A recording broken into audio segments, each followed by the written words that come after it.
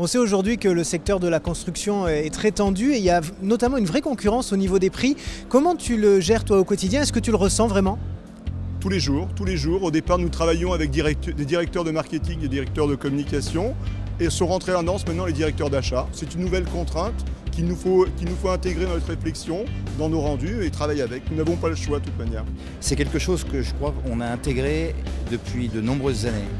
C'est faire avec ce qu'on nous donne et faire le mieux possible. Chez Las Décor, on a une production. Donc déjà, on fabrique en France, on est à 60 km de Paris. Le gros de notre travail est fait en interne. Mais ce n'est pas suffisant, on est obligé de faire appel à la sous-traitance aussi. On fait du partenariat local. Oui, le constat il est le suivant. Nous voyons aujourd'hui la main-d'œuvre étrangère venir fabriquer, venir poser des stands. Et s'agissant d'obtenir de la qualité, je ne crois pas que le prix soit fondamental. Il faut savoir acheter, bien sûr, parce que ça fait partie du business, mais il faut surtout savoir acheter une prestation. Car nous, ce qu'on vend, c'est du conseil, du savoir-faire et du design. Ce n'est pas du prix, dans l'absolu. On sait que la situation du secteur de la construction est très dure, avec notamment une vraie concurrence au niveau des prix. Est-ce que tu le ressens, toi, et comment tu le gères au quotidien? On est obligé de faire au mieux avec des budgets qui ont été réduits. Les surfaces des stands se sont réduites, les surfaces des salons se sont réduites.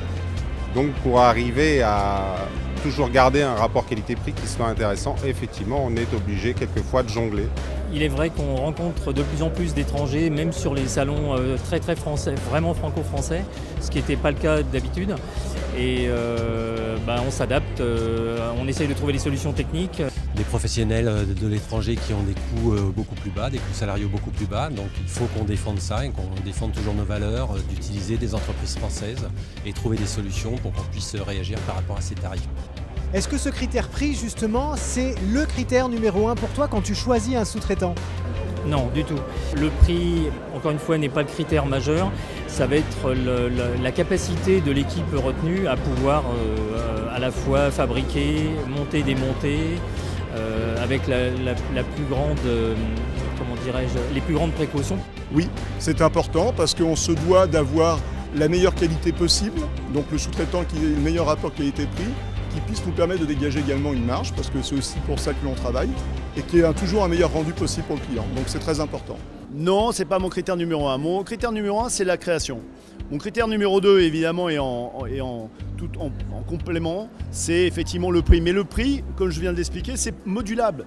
Et de toute façon, même si on prend des monteurs français ou des fabricants français, ils savent aujourd'hui aussi se positionner pour avoir des prix intéressants. Alors après, c'est un choix, c'est un cocktail sur une architecture, sur un signal, etc. Et c'est ce choix-là que l'on doit aux clients pour avoir quand même une préférence nationale, donc travailler avec des Français. Ce qui semble peut-être un peu paradoxal, c'est que on en arrive à parler de prix. En fait, c'est essentiellement le prix de vente qui est à mettre en cause et de fabriquer en fonction de ce qu'on a. Donc, j'essaye jamais de tirer sur un fournisseur pour essayer d'avoir le meilleur prix. Critère numéro 1 pour nous, c'est le sérieux et la qualité du sous-traitant. Et c'est surtout le suivi et la fidélité pour qu'on ait une vraie valeur ajoutée à travailler toujours avec les mêmes sous-traitants. C'est pas si simple que ça. Il est important le prix à la condition que ce prix ne vienne pas ternir nos objectifs que sont le service, le conseil et la qualité. Non, ça c'est pas le premier critère. C'est devenu de plus en plus, hélas, le premier critère, mais pas encore. Pas encore, non. On a de toute façon nos partenaires, nos sous-traitants partenaires qui sont là depuis très longtemps. On essaie de travailler avec eux le maximum du temps, d'abord parce que effectivement la fidélité, les rapports qui peuvent s'établir, les rapports amicaux, je dirais, qui s'établissent entre nous et eux, sont très importants pour que tout ça, que la cuisine puisse marcher. En tout cas, nous avons choisi donc de tout recentrer sur nos équipes en interne. Donc peut-être que ça peut paraître inquiétant, mais ce qu'attend le client avant tout, c'est le service, la qualité du service. Et là, en ce sens, le prix est vraiment secondaire.